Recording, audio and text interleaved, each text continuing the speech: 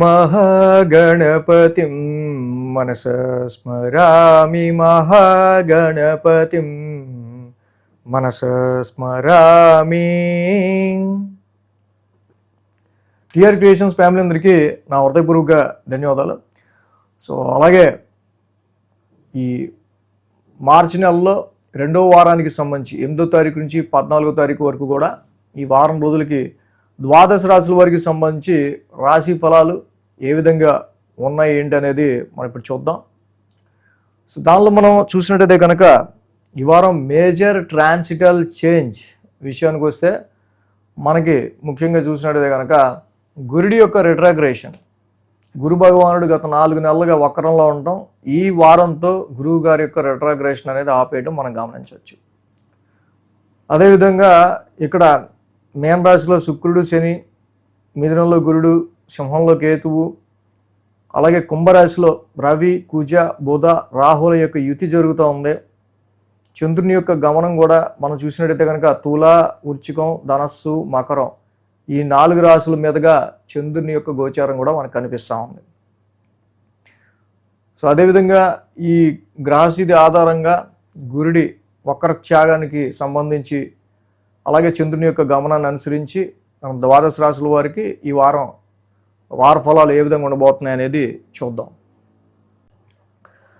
మేషరాశి వారికి సంబంధించి చూద్దాం. మేషరాశి వారికి సంబంధించి చూస్తే కనుక ఈ వారం ఈ రాశికి 7, 8, 9, 10 స్థానాల మీదుగా చంద్రుని యొక్క సంచారం మనకి కనిపిస్తూ ఉంది. కాబట్టి ఆదివారం, శనివారం 2 రోజులు మేషరాశి వారికి అనుకూలంగా ఉంది. వీరికి యోగిస్తున్న గ్రహాలు ఈ వారం లాభంలో రవి, లాభంలో కుజుడు, లాభంలో రాహు, లాభంలో బుధుడు.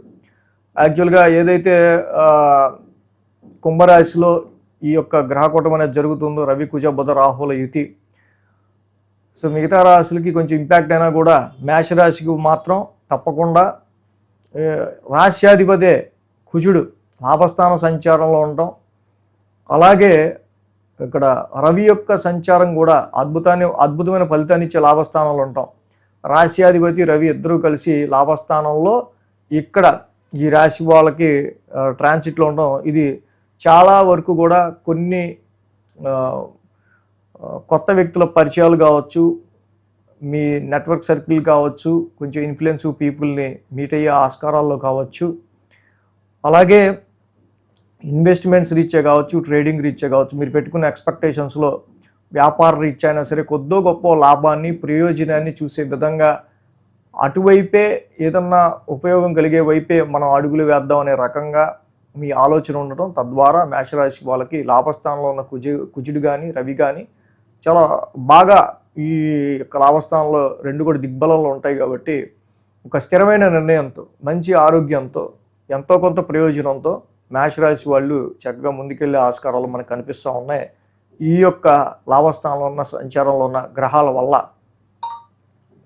వారం ప్రారంభం 7వ స్థానం నుంచి చంద్రుని యొక్క సంచారం మనకు కనిపిస్తూ ఉంది. ఇక్కడ వారం ప్రారంభంలో ఇష్టపూర్వక, మనస్పూర్వకమైన విషయాల్లో కొన్ని ఖర్చులు అనేవి మనకి కనిపిస్తూ ఉన్నాయి. అవి వ్యాపారపరంగా కావచ్చు, మెయిన్గా ఈ రాశి వాళ్ళకి మనం చూస్తే కనుక వ్యాపారపరమైన విషయాల్లో కావచ్చు, ధనపరమైన విషయాల్లో కూడా కొన్ని ఖర్చులు అనేవి మాత్రం వారం ప్రారంభం మనకు కనిపిస్తూ ఉన్నాయి.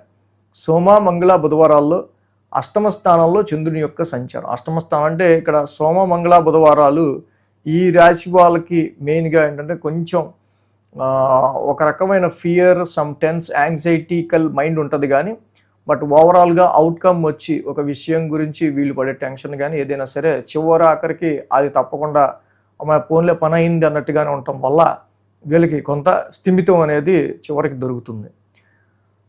అలాగే గురు శుక్రవారాల్లో భాగ్యస్థానంలో చంద్రుని యొక్క సంచారం మనకు కనిపిస్తూ ఉంది. ఏదైతే అధికమైన ఎఫర్ట్ పెట్టడం కావచ్చు, ప్రతి విషయానికి ఎక్కువ కష్టపడాల్సి రావటం కావచ్చు, ఎక్కువ షార్ట్ జర్నీస్ కానీ, లాంగ్ జర్నీస్ కానీ, తిరుగుడు కానీ, మేజర్ ఆఫ్ కమ్యూనికేషన్ కానీ, ఇలాంటి పరిస్థితులు గత 3-4 నెలలుగా ఎదుర్కొన్న పరిస్థితుల్లో ఇక్కడ మీకు కొంత స్లో డౌన్, కొంత ఊరట, అంత మరీ ఆఫీస్లో కానీ బయటైనా ఎక్కడైనా చేసే ప్రతి పనిలో ఎంత ఎఫర్ట్ పెట్టాల్సి వస్తుందా అనే పరిస్థితి నుంచి కొంత మీరు ఒడ్డున పడే ఆస్కారాలు ఈ వారం మనకు కనిపిస్తూ ఉన్నాయి. వారాంతం మనకి చూస్తే కనుక దశమ స్థానంలో చంద్రుని యొక్క సంచారం కనిపిస్తుంది. ప్రొఫెషన్ రీత్యా మాత్రం చాలా కష్టపడుతూ ఉంటారు. ఇక్కడ ఉద్యోగపరమైన విషయాల రీత్యా అండ్ ఉద్యోగంలో ఇంత కష్టపడినందుకు మీకు రావాల్సిన గుర్తింపు గురించి చాలా వరకు కూడా ఎక్కువ స్ట్రెయిన్ని ఫీల్ అవుతూ ఉంటారు. సో ఈ రాశి వాళ్ళకి మెయిన్గా ఏంటంటే శని యొక్క సంచారం మాత్రం ఏలినాటి శని ఇక్కడ నడుస్తూ ఉంది. శనికి సంబంధించి మెయిన్గా ఈ రాశి వాళ్ళకి అదొకటే ఎక్కువ మేజరిస్టిక్ ఇష్యూగా ఉంది తప్పించి మిగతా ప్రాబ్లమ్స్ అంతగా లేవు. సో గురుబలం కూడా కొంచెం తక్కువ ఉండటం వల్ల కొంచెం ఆర్థిక మాంద్యం చుట్టుముట్టినట్టు ఈ రాశి వాళ్ళకి అనిపిస్తూ ఉంటుంది. కాబట్టి దత్తాత్రేయుడి ఆరాధన గురువారం చక్కగా దత్తాత్రేయుడి ఆరాధన చేసుకోవడం, శనగలు ఉడికిచ్చినవి దత్తాత్రేయుడి ఆలయంలో పంచడం కానీ, మీరు గురువుగా భావించే ఏ ఆలయంలో అయినా సరే శనగలు ఉడికించినవి ప్రసాదంగా పెట్టి నైవేద్యంగా పంచినా, ప్రతి శనివారం శనికి తైలాభిషేకం చేసుకున్నా, నిత్యం నీలాంజన సమాభాసం దేవానాంచ ఋషీనాంచ ఈ 2 నవగ్రహ శాంతి మంత్రాలు చదువుకున్నా ఇంకా మంచి బెటర్ రిజల్ట్స్ అనేవి ఈ రాశి వాళ్ళకి ఈ వారం ఉంటాయి. ఈ వీడియో కనుక మీకు నచ్చినట్లయితే లైక్ చేయండి, షేర్ చేయండి. మరిన్ని అప్డేట్స్ కోసం సబ్స్క్రైబ్ చేయడం మాత్రం మర్చిపోకండి.